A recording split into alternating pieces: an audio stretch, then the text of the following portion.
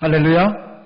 아름다운 주일 아침입니다. 꽃들이 너무나도 화사해지며 꽃들은 모여서 피는 것이 아름다운데요, 우리도 이렇게 모여 있으니까 너무너무 아름다운 것 같습니다. 꽃보다 아름다운 미소, 옆에 있는 분들에게 한번 나누어 주시겠습니다. 주님 이름으로 사랑합니다. 잘 되실 거예요. 잘 되실 거예요. 걱정하지 마세요. 염려하지 마세요. 모든 것이 다 잘 되실 줄로 믿습니다. 아멘. 20년씩 젊어질 줄로 믿습니다. 아멘. 더욱 건강하시기를 축복합니다. 아멘. 오늘 이 아침 우리는 우리에게 주시는 생명의 약속, 사귐의 축복, 누림의 은혜를 우리에게 말씀하신 본문을 통해서 함께 교훈과 은혜를 얻고자 합니다. 오늘 우리가 봉독한 말씀은 생명의 에너지에 대한 축복의 말씀입니다. 예수님은 생명이시다. 그 생명이 우리 가운데 있다. 그 생명이 우리 가운데 비추면 그 생명은 사람들의 빛인데 나도 환하게, 아주 빛나게, 멋있게 살게 될 것이라는 가르침. 우리 한번 요한일서 1장 1절부터 2절까지의 말씀을 읽어보실까요? 오늘 우리가 봉독한 말씀 직전에 있는 말씀입니다. 같이 읽겠습니다. 시작. 태초부터 있는 생명의 말씀에 관하여는 우리가 들은 바요, 눈으로 본 바요, 자세히 보고 우리의 손으로 만진 바라. 이 생명이 나타나신 바 된지라. 이 영원한 생명을 우리가 보았고 증언하여 너희에게 전하노니 이는 아버지와 함께 계시다가 우리에게 나타나신 바 된 이시라. 아멘. 예수님을 말합니다. 예수님은 생명이셨다. 생명이신 예수님께서 우리에게 오셨다. 그리고 우리를 생동감 있게 열정적으로 살게 하신다 말씀하십니다. 시들어버리지 않게 하십니다. 늙어버리지 않게 하십니다. 황량해지지 않게 하십니다. 쓸쓸해지지 않게 하십니다. 날마다 생명으로, 날마다 꿈으로, 날마다 웃음으로 거룩한 에너지로 살게 하신다고 말씀하십니다. 그리고 그 생명이 우리의 심령에 비치면 우리의 심령에는 환한 빛나는 빛이 넘쳐날 것입니다. 지금 우리가 요한일서를 봉독했는데 요한복음도 역시 사도 요한이 썼습니다. 요한복음 1장 4절을 한번 읽어보겠습니다. 사람들에게 빛이 있습니다. 한번 읽겠습니다. 시작. 그 안에 생명이 있었으니 이 생명은 사람들의 빛이라. 아멘. 사람들의 빛. 한 번 더 읽어보겠습니다. 시작. 그 안에 생명이 있었으니 이 생명은 사람들의 빛이라. 아멘. 우리 주님의 생명이 우리 가운데 함께하면 사람들의 빛, 나라는 사람의 빛, 인생의 빛, 어둠을 이기게 하시고 환하게 살게 하시는 빛이 비출 것입니다. 우리가 예수 그리스도 안에 있을 때, 그 생명의 은혜 가운데 있을 때 우리의 인생은 빛을 발하게 될 줄로 믿습니다. 주님의 약속입니다. 사도 요한은 이 주님께서 함께 하시는 자에게 주시는 사람들의 빛, 생명의 빛, 에너지에 대해서 다시 한번 이것을 나누고 누리자고 설명합니다. 오늘 우리가 봉독한 말씀 같이 한번 읽겠습니다. 1장 3절로부터 1장 4절입니다. 요한일서. 자, 같이 읽어요. 시작. 우리가 보고 들은 바를 너희에게도 전하면 너희로 우리와 사귐이 있게 하려 함이니 우리의 사귐은 아버지와 그의 아들 예수 그리스도와 더불어 누림이라. 우리가 이것을 쓰면 우리의 기쁨이 충만하게 하려 함이라. 아멘. 사귐이라고 말씀하십니다. 좋은 사람 사귀면 기분이 좋죠. 내가 저 사람 사랑하는데 꼭 만나고 싶은데 만나면 가슴이 설레고 가슴이 두근두근하고 야 너무 기분 좋다. 사귐에는 기쁨이 있습니다. 사귐에는 행복이 있습니다. 더군다나 하나님과 사귀는 것은 얼마나 아름다운 일이겠습니까? 사람에게 말하지 못할 고민도 이야기하고 치유받고 해결받고 위로받고 사랑받고 함께 하신다는 약속을 듣고 하나님과의 사귐이 행복한 일입니다. 하나님과의 사귐이 깊어지기 때문에 반드시 이루어져야 할 일이 있는데 내 옆의 영혼들을 이해해주고 사랑하는 일입니다. 내 옆의 영혼들 속에 하나님의 형상이 다 담겨있기 때문에 하나님과 진정한 사귐을 가지는 사람은 옆에 있는 분들과도 사귐을 가질 수밖에 없고 가져야 하고 그것을 기쁨으로 누리라. 기쁨으로 누리라 이렇게 말씀합니다. 누구나 다 고독하다고 말합니다. 대중 속의 고독을 이야기를 합니다. 우울하다고 이야기를 합니다. 마음 둘 곳을 못 찾겠다고 이야기를 합니다. 마음 둘 사람 하나만 있어도 나라는 사람을 정말 이해해주는 단 한 사람만 있어도 살아갈 수 있습니다. 인생이 재미있습니다. 그런데 마음 둘 사람도 없고 마음 둘 곳도 없고 그저 껍데기같이 살아간다면 생명이 죽어가는 것입니다. 예수 그리스도의 생명이 내 안에 있어 사람들의 빛이 되시는 그 은혜가 있어 살아가게 된다면 하나님과의 사귐이 분명해지고 사람들과의 관계도 분명해질 텐데 정말 그러한지 한번 돌이켜보면 좋겠습니다.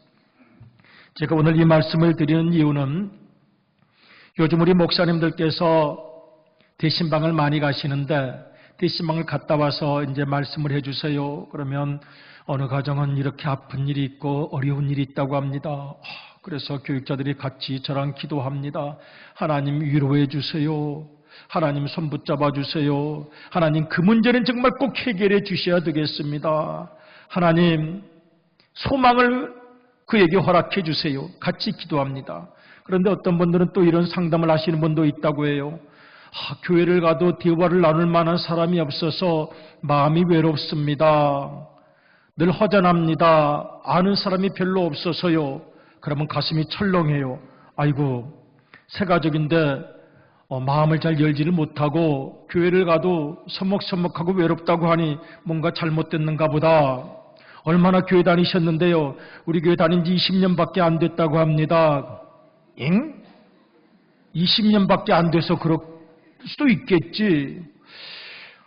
아니 20년이나 다녔으면 본인이 좀 먼저 마음을 열고 대화도 좀 많이 나누고 그랬으면 좋을 텐데 본인이 성격적으로 좀 내성적인 데다가 또 남들이 5권 자서전이라면 본인은 20권 자서전을 써야 되기 때문에 파란만장한 세월 알리고 싶지도 않고 말하면 다 소문나고 쓸데없는 얘기 듣기도 싫고 잘못하면 무시당하고 잘못하면 남의 입에 오르내리고 그러니 마음의 문을 꼭 닫고 얘기를 안 하다 보니까 20년이 후딱 지나갔다고 합니다. 그래도 대단하긴 대단해요.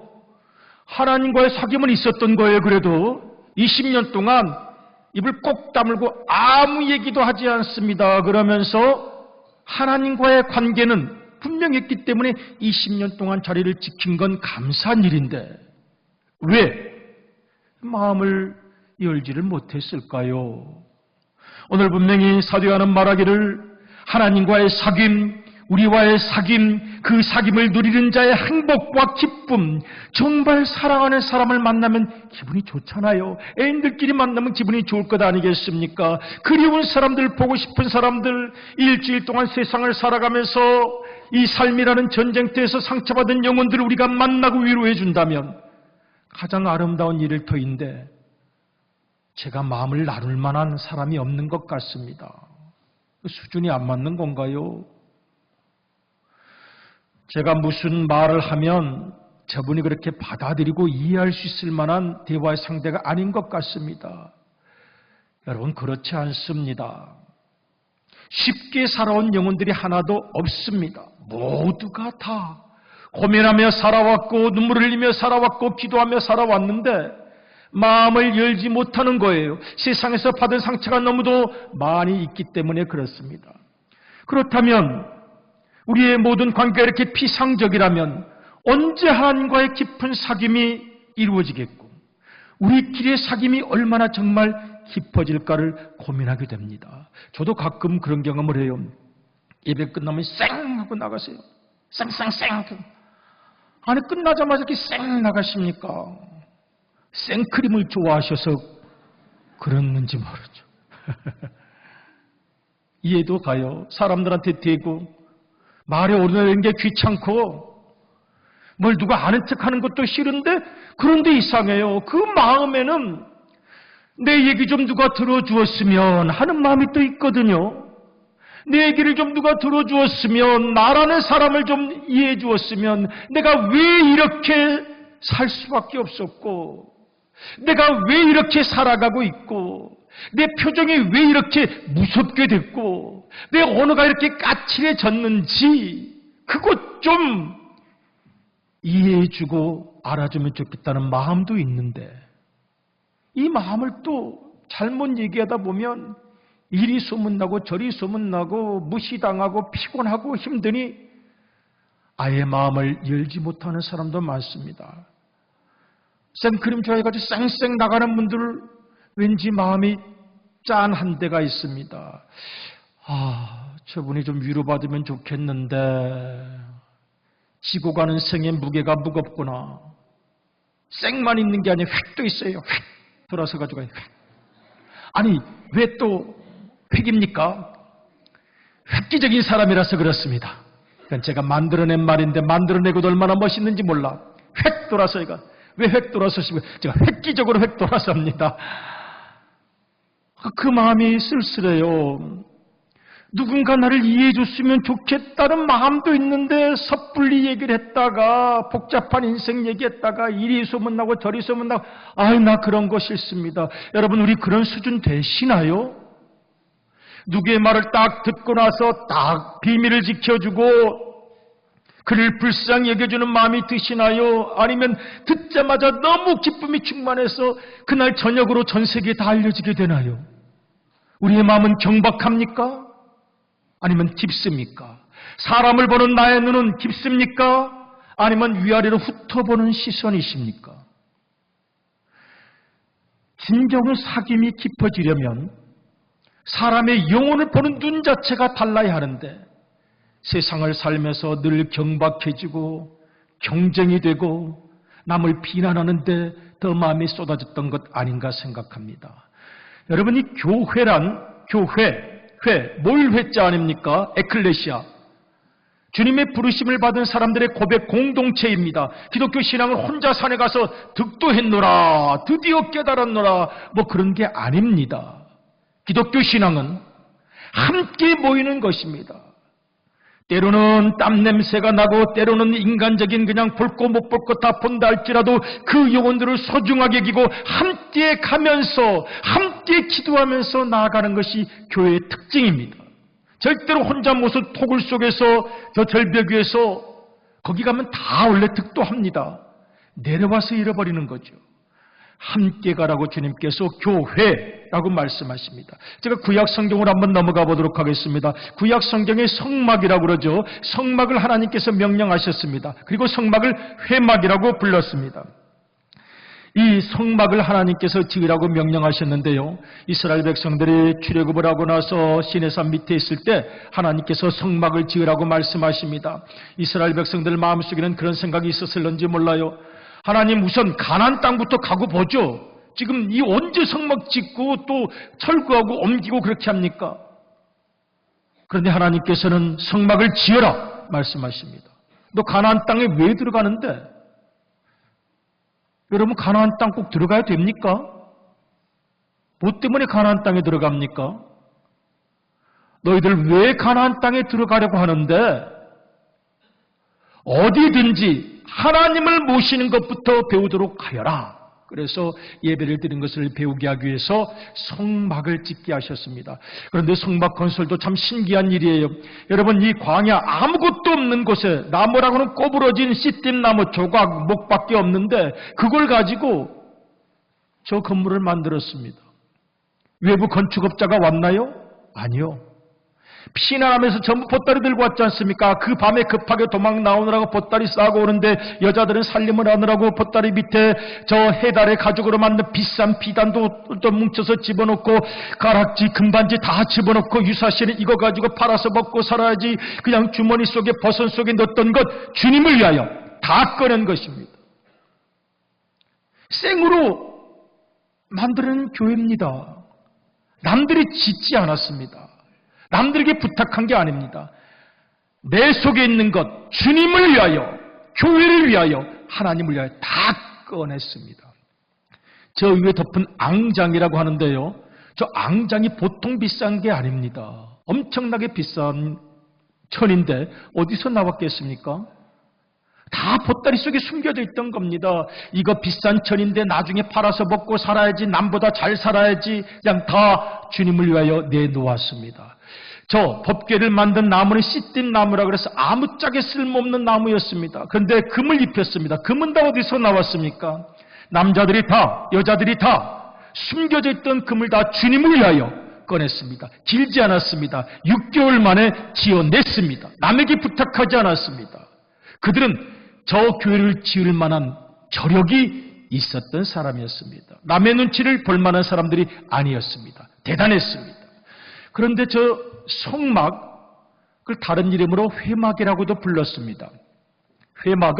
성막은 태버너클, 미시칸인데 히브리어로 미시칸, 하나님께서 거주하는 곳이라고 성막이라고 번역됐는데 성경은 또 회막이라고 많이 이야기를 합니다. 회막은 조금 다릅니다. 회막은 공동 번역은 텐트 오브 미팅, 하나님을 만나는 장막, 오헬 모에드라고 이야기를 합니다. 공동 번역은 아예 회막을 만남의 장막, NIV 성경은 텐트 오브 미팅이라고 해놓았습니다. 오늘 이 자리에 우리 지금 만나고 있습니다. 만나기 위하여 모인 것입니다. 하나님을 만나고 하나님께 치유받고 마음을 드리고 하나님과 사귀고 그리고 우리끼리 또 만나고 있는 것입니다. 갖가지 사연들을 안고 때로는 눈물 흘리는 생애를 걸어왔던 우리가 지금 텐트 오브 미팅, 하나님을 만나는 그 장막에서 그 영혼들도 지금 만나고 있는 것입니다. 여기에 중요한 것은 그 영혼들을 사랑하는 마음입니다. 텐트 오브 미팅, 이 만남의 장막에서 이 영혼들을 서로 아끼고 귀하게 여기고, 교회 30년을 다녔는데 쌩 하고 그냥 가시고 식사도 안 하고 가시고, 그의 마음속에 뭐가 있을까? 성장 과정, 받은 상처, 사람에게 됐던 경험, 기분 나빴던 모든 생각들, 여러분 치유해 줘야 되지 않겠습니까? 치유의 공동체가 되어야 되지 않겠습니까? 그래야 마음을 열고, 그래야 웃을 수 있고, 그래야 사랑할 수 있죠. 우리 1차 치유를 한번 나눠주시는데 웃어주시는 거예요. 옆에 있는 분들 보시고 주님의 이름으로 사랑합니다. 주님의 이름으로 축복합니다. 아멘. 어떻게 눈빛이 좀 따뜻해 보이셔요? 좀 깔보는 것 같으셔요? 아니면 따뜻해 보이셔요? 여러분, 사람을 볼 때 그 눈 속에서, 마음 속에서, 얼굴에서 살아온 세월의 아픔이 있다는 것을 볼 수 있다면 여러분은 깊은 수준에 계시는 분입니다. 경박하게 아이고 저 사람 왜 저렇게 잘생겼대야 하고 그냥 말하고 싶으면 얇은 것입니다. 얕은 것입니다. 영혼을 보는 깊은 눈이 필요합니다. 그리고 세심한 배려가 필요합니다. 지난번에 대통령께서 그런 말씀을 쓰셨는데, 디테일이라는 악마를 극복하는 과정이 되기를 원한다.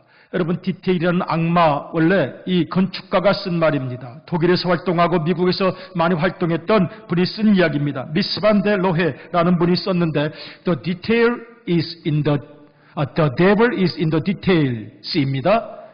악마는 디테일에 숨어 있다는 거예요. 건축을 하다 보니까 아주 작은 곳, 눈에 띄지 않는 곳에서 흠결이 생기고 문제가 생긴다는 거죠. 그러니 이 작은 것, 인류와 삼류가 다른 차이가 똑같아요. 똑같아요. 그런데 아주 디테일한 작은 곳에서 결정적으로 문제가 생긴다는 것입니다. 이 건축가가 한 말입니다. 그리고 우리의 관계도 마찬가지입니다.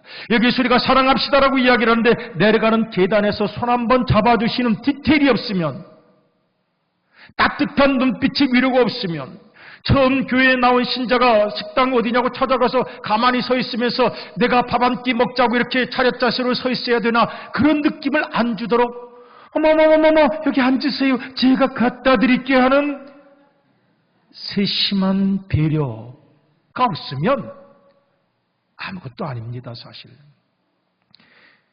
디테일의 악마가 숨어 있습니다. 구호에 숨어 있는 게 아닙니다. 구호는 누구나 말할 수 있습니다. 여러분, 성전에서도 굉장히 배려를 많이 했어요. 이 5가지 제사가 있죠. 번제, 소제, 화목제, 속죄제, 속건제. 그중에 4번째 제사는 속죄제입니다. 속죄제를 드린다는 것은 그가 마음에 걸리는 죄가 있다는 것을 뜻합니다. 만일 어떤 사람이 속죄제물을 들고 가는데 옆에 있는 사람이 봤어요. 저 사람 속죄제들인데 문 죄를 지었나비요. 빨리 구경하고 또 퍼뜨리자 하고 열심히 쫓아다니지 않도록 장소를 똑같이 만들었어요. 번제물은 누구나 드리는 장소니까 한번 읽어보겠습니다. 레위기 4장 29절 그리고 33절에 똑같이 나타나는 말씀입니다. 같이 읽겠습니다. 시작. 그 속죄제물의 머리에 안수하고 그 제물을 번제물을 잡는 곳에서 잡을 것이요. 그 사람이 속죄제물을 두고 딴 데로 가요. 저기가 속죄제물 드리는 데라니까 무슨 죄를 지었디야. 아주 재밌는 일이 생겼구먼. 그런 천박을 살지 않도록 번제물 드리는 장소와 똑같은 장소에서 속죄물을 드려서 하나님과 나만 아는 마음을 바칠 수 있도록 하나님과 나만 아는 마음을 바칠 수 있도록 배려했던 것입니다. 여러분 그 당시에 제물을 좀 잘 사는 분들은 양을 가져오고 더 잘 사는 분들은 소를 가져왔고 아주 가난한 사람들은 조그만 어린 밤 그 새끼 비둘기를 가져왔어요.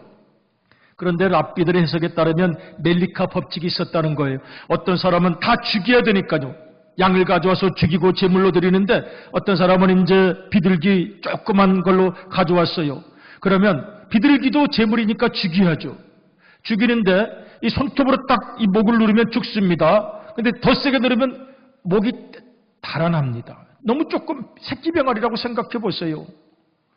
그런데 그렇게 하지 말라는 것입니다. 레위기 5장 8절을 한번 읽어보겠습니다. 레위기 5장 8절. 레위기 5장 8절 같이 읽겠습니다. 시작. 제사장은 그 속죄제물을 먼저 드리되 그 머리를 목에서 비틀어 끊고 몸은 아주 쪼개지 말며. 그러니까 이 멜리카는 뭐냐면 이 손톱으로 이 그림 한번 좀 보여주세요. 손톱으로 이렇게 누를 때 목을 딱 떼버리지 말라는 것입니다. 그러면 가난한 자가 생각할 때, 야, 내가 가지고 온 재물이 너무 초라하다고 저렇게 아주 탁 목을 떼버려가지고 갖다 탁 던져버리는구나. 여기까지 와서 무시당하는구나. 사람이 이렇게 우습게 하는구나. 돈이 없다고. 그런 마음 들지 않도록 작은 재물이라도 조심하게 귀하게 여기는 것을 보여달라는 것. 여러분이 회막에서 드릴 제사의 법칙입니다. 마음을 배려하는 것입니다. 디테일하게 배려하는 것입니다. 자세히 배려하는 것입니다. 그 마음이 조금이라도 상하지 않도록 세상에서 다 비난받는 것에 지치고 세상의 손가락질에 지쳤던 우리가 교회에 와서라도 서로 위로받아야 할 터인데 여러분 우리의 모든 만남 속에 이 따뜻한 배려가 날마다 충만하시기를 주님의 이름으로 축복합니다. 아멘. 사람에 대한 이해가 필요합니다. 그 사람이 왜 저래? 말투가 저래? 행동이 저래? 알고 보면 그분이 다시 중학교에 입학하고 있어서 그렇습니다. 나도 알고 있는데요. 노력 중학교에 다니고 있습니다. 노력 중입니다. 노력하고 계시구나. 교정 중입니다. 아주 중학교 좋아. 너무너무 좋아. 인류중학교야. 노력 중, 교정 중, 수술 중, 치료 중, 회복 중. 나도 알고 있습니다. 이 세상을 살아가다가 너무나도 많은 피해를 보고 사람들에게 대해서 나도 모르게 이렇게 까칠한 사람이 되었는데 지금 교정 중학교에 다니고 있습니다. 치유 중입니다. 수술 중입니다. 좀 이해해 주십시오. Please understand me. 나라는 사람이 왜 이렇게 되었는지. 여러분 교회 안에서도 마음에 안 드는 사람 있죠? 이해해 주시기를, 배려해 주시기를 주님의 이름으로 축복합니다. 다 지금 자기 자신과 싸우면서 이겨나가려고 애를 쓰는 것입니다. 그러면 격려하는 것입니다. 지켜봐주는 것입니다. 함부로 말하지 말고 좀 무게 있게 그 마음을 받아들여 주시고 품고 끝까지 함께 간다면 우리의 사귐은 진정한 행복의 누림이 될 줄로 믿습니다. 그것이 우리 우함의 거룩한 수준이어야 합니다. 그런 의미에서 다음 주에 30, 40대 우리 빛나라 사랑하는데도 좀 배려가 필요해요. 시간을 조금 당겼어요. 그리고 진짜 재밌는 걸 하는데 여러분에게만 특별히 가르쳐드리는 것입니다. 이게 그 국자에다가 설탕을 넣어가지고 녹으면요, 별을 딱 찍어요. 그게 뭐죠, 그거? 달고나. 그래서 그거를 잘 떼가지고 별이 탁 나오면 1등상이 있는데 상 받으시면 30, 40대 주시거나 아니면 그냥 가지고 가세요. 그래서 제가 왜 이런 웃기는 걸 해? 나도 옛날에 잘 안 되던데 다 별 다 만들었다가 그랬더니 30, 40대도 힘듭니다. 30, 40대도 추억이 어린 시절로 돌아가서 조금 위로받게 하고 싶어서 달고나 축제를 가집니다. 너무 좋은 마음이라고 생각했습니다. 다 힘들게 살아갑니다. 다 어렵게 살아갑니다. 우리에게 정말 필요한 것이 깊은 시선입니다. 깊은 사랑입니다. 우리 우암교회 안에서 만나게 하신 하나님의 축복을 소중하게 여깁니다. 얼마나 오래 가겠습니까? 얼마나 오랫동안 사귀겠습니까, 여러분 서로? 언제 헤어지시겠습니까? 느낌에 몇 년 동안 좀 더 사귈 것 같습니까? 언제쯤 싸워서 헤어질 것 같습니까? 언제쯤 쌩획 뒤돌아설 것 같습니까? 영원히 가는 것일까요? 영원히 갈 수 있기를 주님의 이름으로 축복합니다. 한 3, 4년 좀 사귀다가 말 것 같아요. 됐습니까? 여기에 우리의 깊은 기도가 필요합니다.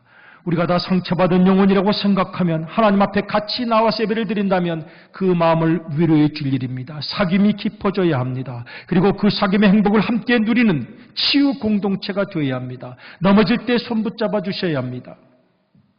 제가 우리 아들이 병영도에서 해병대원으로 근무할 때 면회를 갔다가 오는 길인데요. 그날 날씨가 너무너무 안 좋아요. 배가 막 롤링을 너무 심하게 하고 배가 안 떴습니다. 또 그 다음에 배가 안 떴습니다. 부두에 사람들이 다 모여 있었어요. 날씨가 워낙 좋지 않고 풍랑이 심한데 사람들이 급하니까 막 그 배를 탔습니다. 배가 갈지 안 갈지 고민되다가 떠났습니다. 떠났는데 그야말로 그 몇 년 후에 우리 민족에 끔찍한 비극이 생겨났는데요. 지금 생각하면 다 그런 모습이었던 것 같아요. 가다가 스크류가 밑에 있는 해물들, 미역들 또 밧줄에 걸리고 엔진이 4개가 있는데 2개가 꺼지고 롤링은 심하고 그러니 참 문자 메시지.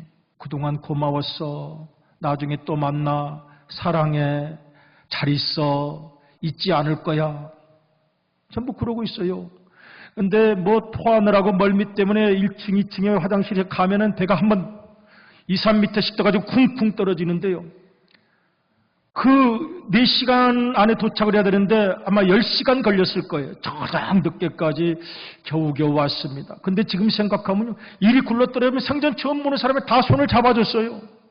남자고 여자고 없어요. 그냥 여자 화장실에 남자 가서 토하면 여자 화장실에서 남자 가서 토하고요. 정신 계단 굴러떨어지면 붙잡아주고 서로 일으켜주고 처음 보는 사람인데도 손을 잡아주고 여러분 옆에 있는 분들 한번 손 잡아주세요. 처음 봐도 오늘은 괜찮아요. 그냥 배라고 생각. 주님의 이름으로 사랑합니다. 꽉 잡아주세요. 떨어져. 안 돼요. 꽉 잡아주셔야죠. 그러니까 그때는 처음 보는 사람인데도 막 계단에서 떨어지면 막 잡아주고 할머니 잡아주고 일으켜주고 붙잡아주고 그렇게 했습니다. 그리고 생각했습니다. 우리가 이렇게 살면 좋을 텐데. 여러분 다른 데서 그럴 일이 아닙니다. 여기 사랑하는 영혼들이 있는데 혹시 나가시다가 마당에서 우리 권사님이 자꾸 넘어지면 손 잡아주시기를 바랍니다. 꼭 잡아주시길 바랍니다. 가시면 이해하시기 바랍니다. 가다가 넘어져도 모른 척 하겠다고 하시는 분만 손 한 번 안 드셔도 괜찮습니다. 좀 노력했으면 좋겠습니다. 따뜻한 눈빛, 디테일에 노력하시고 그래야 더 깊은 사랑. 여기 아니면 어디에서 위로를 받겠습니까? 깊은 사랑을 나누시고 누리시는 우리 믿음의 가족들이 되시기를 주님의 이름으로 축복합니다.